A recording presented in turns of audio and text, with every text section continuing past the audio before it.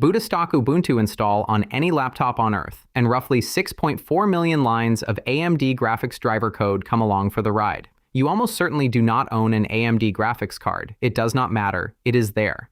That is not a rounding error. In the Linux 7.2 tree, that one driver is about 15% of the entire kernel. Nothing else in there is close. Zoom out and it gets stranger. The kernel crossed 40 million lines of code in January of 2025. 18 months later, it is closing in on 44 million. In September of 1991, the first public release, version 0.01, was 10,239 lines. That was the whole thing. It booted. And roughly 60% of those 44 million lines are device drivers. Code for hardware. Not your hardware. Hardware. Now, the obvious explanation is that none of this matters because Linux is modular. The code ships. But it only loads when something needs it. That is technically true and completely misleading, because modularity was never a feature of this design. It was the emergency exit built for it. The word monolithic gets thrown around like it means big. It does not. It is not a comment on size. It is a comment on trust. In a monolithic kernel, every piece of code runs in the same address space, at the same privilege level, with the same authority. The scheduler, the memory manager, the TCP stack, and the driver for a USB webcam somebody wrote in 2009 all hold the same set of keys, which means there is no such thing as a small mistake in kernel space. A bug in a scanner driver from the 90s has the same reach as a bug in the scheduler. The machine cannot tell them apart. And the alternative existed before Linux was famous. A microkernel keeps a tiny privileged core, scheduling, memory, message passing, and pushes drivers and file systems into ordinary user space behind hardware-enforced walls. If the webcam driver crashes, the webcam stops working. That is the whole blast radius. So this is not a new argument. It was argued out in about 3 weeks, and we have been paying the invoice for 34 years. In January of 1992, Andrew Tanenbaum, the author of Minix, the man who wrote the textbook, posted to Usenet under the title "Linux is Obsolete." Linux was months old, and he argued already dated. Torvalds' reply is the part people forget. He did not dispute the theory. He conceded that microkernels were cleaner, that Linux lost on aesthetics and theory, then pointed out that Linux existed, ran, and was free right now. He was right, and that is exactly why he won. It is also why almost nobody reopens the question 34 years later. You don't audit the foundations of a building that's already occupied, and this one holds up every server and phone on Earth. 60% of the kernel is drivers, which means the Linux kernel is not really an operating system core with some hardware support attached. It is a hardware museum with a scheduler bolted to the side. And for most of its life, the museum ran on one rule. Nothing is ever thrown away. That rule was never laziness. It follows from a second design decision almost nobody talks about. Linux deliberately refuses to provide a stable in-kernel driver interface, and that is not an oversight. There is a document in the tree arguing that a stable internal API would be a mistake. The reasoning is coherent. A stable interface freezes bad decisions forever and lets vendors ship binary blobs nobody can fix. But follow the consequence. If the interface can change at any time, a driver outside the tree breaks constantly. So the only way to keep one alive is to get it merged in, where maintainers update it for you. So the tree becomes the only survivable habitat. Everything moves in, and taking something out means breaking a real user on real hardware, which violates the most fundamental rule the project has. Now, things do leave eventually. 7.1 finally began ripping out support for the Intel 486, a chip that stopped shipping in 2007, and 7.2 took out the AMD K5. In that exact same cycle, the tree still gained close to 1 million lines. That's the number that matters, every single release, while actively throwing old hardware overboard. The exit door is real. It is a keyhole. The front door is a loading dock, which is why your kernel still carries drivers for hardware nobody has built in 20 years. On buses your motherboard doesn't have. Not an option, a permanent tenant.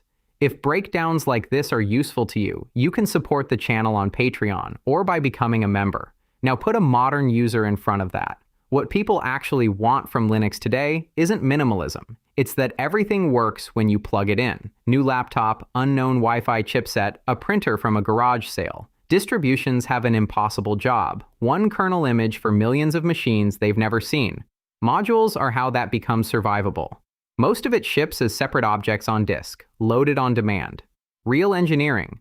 But look at what loading one actually does. It's not a plugin system.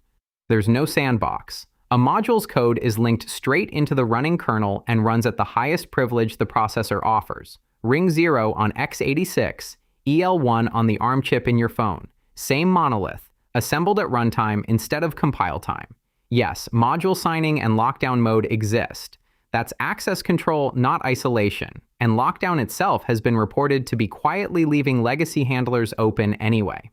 So modularity solved the packaging problem. It did not touch the trust problem. It just let everyone stop thinking about it. And the real cost was never a few megabytes of RAM. It's surface area. More than 16,800 kernel CVEs have been published since 1997, about 5,700 in 2025 alone. Be careful with that number, though.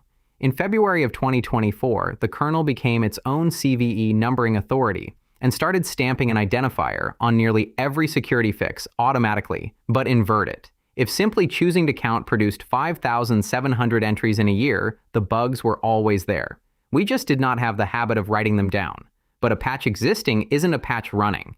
30 to 60 days pass between a fix landing upstream and reaching a production machine, and ransomware crews have spent the last year living in that gap, hitting hundreds of organizations with bugs that were already fixed. In a system with real internal boundaries, most of those would be application crashes. In a monolith, every one of them lands in code holding the master keys. Here is the part that gives the whole thing away. The industry has spent the last decade building microkernel-shaped escape hatches into Linux without ever admitting that is what they are. eBPF lets you run custom logic inside the kernel, but only after a verifier proves it can't loop forever or touch memory it shouldn't. A sandbox. Inside the monolith. Its whole premise is that writing a real kernel module is too dangerous to be the normal answer. Rust is the same admission from a different direction. If you can't enforce isolation with hardware boundaries, you enforce it with a type system at compile time, because the architecture won't give you a wall at runtime. And as of April 2026, they stopped calling it an experiment. Rust in the kernel is permanent, and Nova, the new NVIDIA driver, is being written in it. Android's generic kernel image is the bluntest one. Google needed a stable kernel-to-module interface so vendors could ship drivers that survive an update. The exact thing upstream Linux refuses on principle. So Google built it out of tree, and it is now mandatory on every Android device. And the newest tell. In 2026, machine-generated vulnerability reports arrived faster than humans could triage them, and the project had to merge documentation defining what even counts as a security bug. The systems where failure is genuinely not allowed, some automotive stacks, avionics, phone basebands, quietly kept using microkernels the whole time. None of this is Linux being modernized. It is 35 years of engineering spent working around a decision made by one student in 1991, optimizing for shipping something that ran on a 386 he already owned. He was right to do it. It was still a trade, and the bill is paid in every release since. The monolithic design is not going to change. That argument was settled by adoption, not by merit. Linux won by being pragmatic, and this is the invoice for that pragmatism. But the design is only half the story. The other half is a decision your distribution makes on your behalf every single time it builds a kernel image. How much of that 44 million line museum to hand you, personally, on your specific machine? And that half rests on an empirical claim almost nobody checks. The entire defense of the monolith is that the unused code is inert. It ships, it sits there, it never loads, so it costs you nothing. That is a testable claim. Boot a normal machine, use it normally for a day, and measure how much of what your distro packed for you ever actually gets used. That test is the video on screen right now. Same machine, real usage, actual numbers on how much of what your distribution ships ever wakes up at all. The design explains why the code is there. That one shows you what it is doing. The answer is not close. Go watch it.